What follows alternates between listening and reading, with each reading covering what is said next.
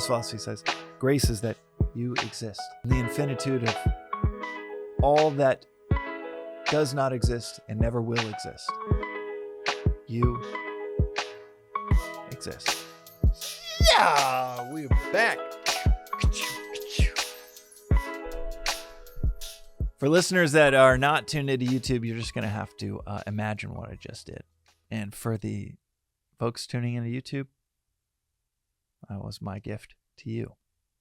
Wherever you are, wherever you're taking this in. The reflection for today is on a topic that someone asked recently at one of our Venice Vedanta Club hangs. Someone asked afterwards, what is the role of grace within Vedanta? Grace is something that is talked about quite a lot in Western philosophies and traditions. Christianity talks about grace. It is often succinctly defined as getting what you do not deserve. So getting more than what you deserve.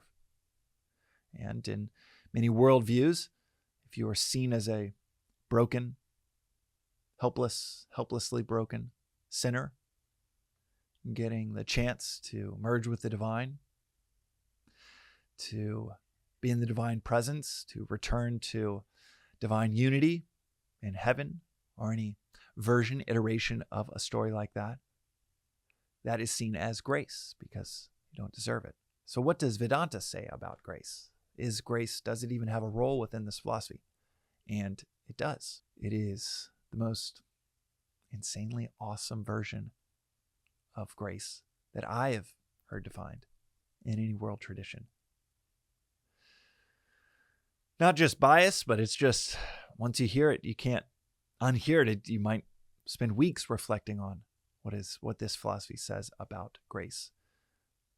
And what does it say? This philosophy says grace simply is that you exist. Vedanta's version of grace is that you are granted existence before time. So this isn't at the beginning of time. This isn't at your birth, the day you are conceived. This philosophy says you are that which is. Caught up in a maya, in an illusion, a misapprehension that you're this tiny little thing in this big, broad, vast universe, and you're kind of in it, but you're kind of apart from it. And this philosophy says, you are that.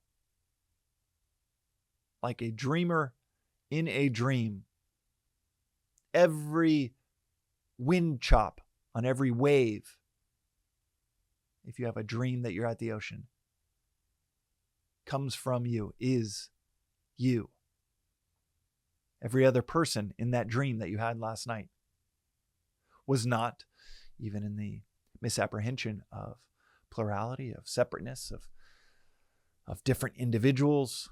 They weren't separate from you. They were you. And this philosophy, as I say so often in this podcast project, this philosophy says this is an elevated version of a dream. One that we're meant to wake up from. Return to the reality that is outside of time, space, causation, outside of plurality, outside of separateness, this maya, this illusion of separateness. And grace isn't just you get to go back to merging with the divine after that 35-year life where you were on probation. You're on trial for the 19-year, the 85-year life. You get to go back and be in harmonious bliss, in human ideation of heaven, clouds and castles and mansions in the sky. No, this philosophy does not say grace is that. This philosophy says grace is that you exist in the infinitude of all that does not exist and never will exist. You exist. How crazy is that? You exist. Even in this pluralistic misapprehension, even in this relative experience we have the world, you can think of, there's nearly infinite numbers of things that exist. But even just purely logical, not even philosophical, logically speaking, there's an even greater infinitude of all of the things that do not exist that did not exist, that will never exist. And in that razor's edge between the infinitude of things that exist and the infinitude of things that will never exist, you just happen to fall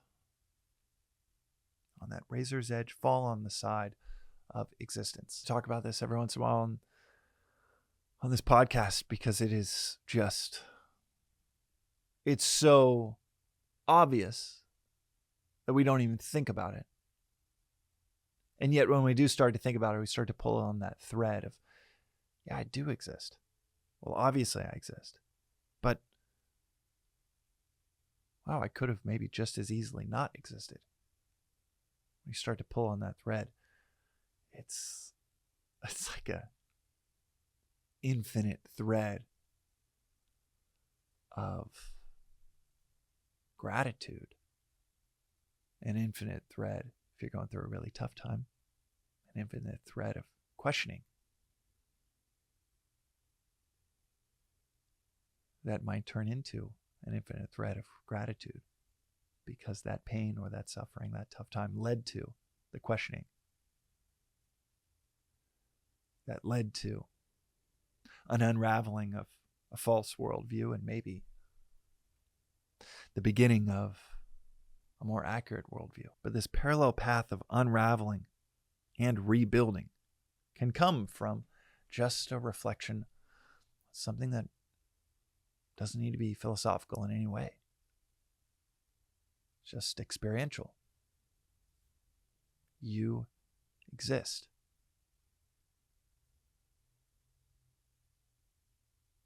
I say every once in a while that throughout human history, we have debated so many things, especially supernatural things.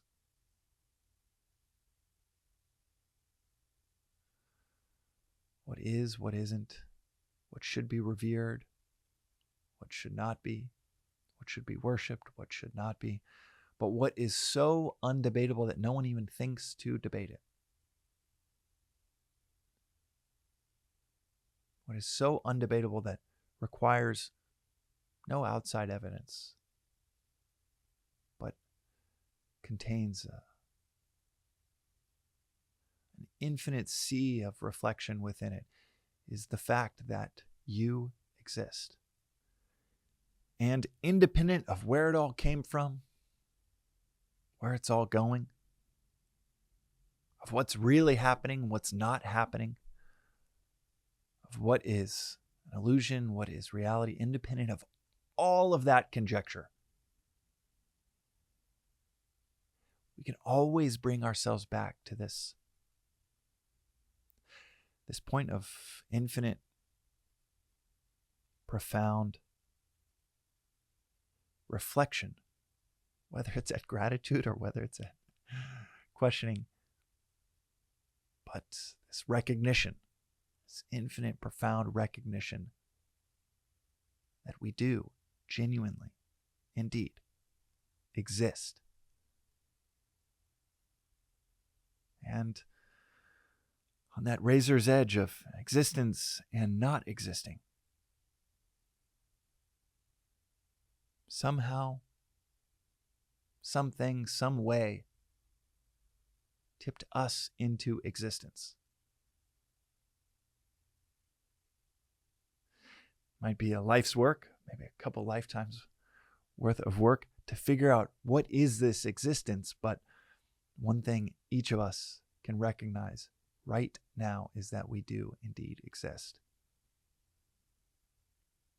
Not nudged and tipped into non-existence, but nudged and tipped into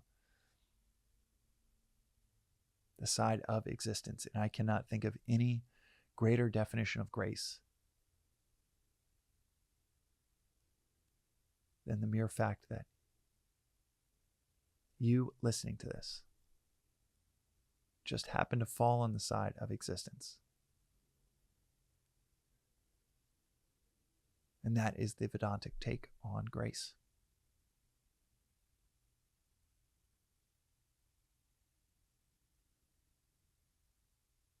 And in terms of worldviews, I can't think of I personally, I'll speak for myself, I personally have never come across a bigger definition, exposition, implication of grace than that one. Than the fact that through no doing of our own, we exist. The fact that through no doing and no decisions of our own, from the relative or the absolute, from the philosophical to the logical, to just the here and now recognition that we exist. Through no doing or decision of our own, from the relative to the absolute, from the logical to the philosophical, from the profound to the mundane, all of that aside, just from the perspective of the here and now, you exist. That's today's reflection on the Daily Vedantic. We'll see you next time.